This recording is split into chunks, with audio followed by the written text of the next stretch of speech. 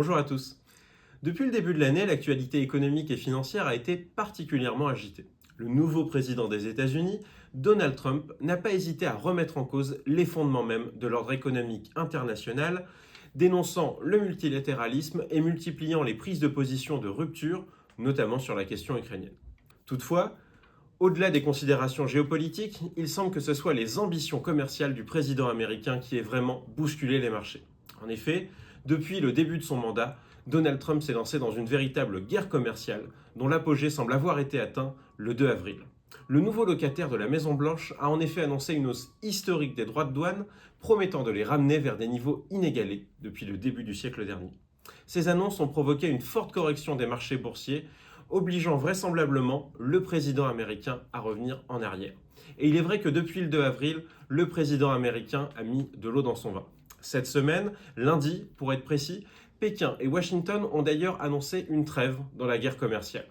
Au lieu de taxer les importations chinoises à hauteur de 145%, les États-Unis appliqueront désormais un taux de 30%.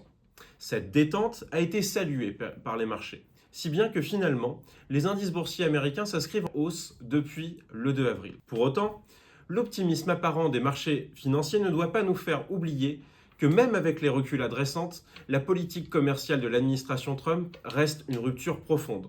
En effet, il convient de garder à l'esprit que selon Donald Trump, les droits de douane appliqués à l'ensemble des partenaires commerciaux des États-Unis devraient être à minima de 10%, avec des droits de douane sectoriels parfois plus élevés, notamment sur l'automobile ou encore le secteur de l'acier et de l'aluminium.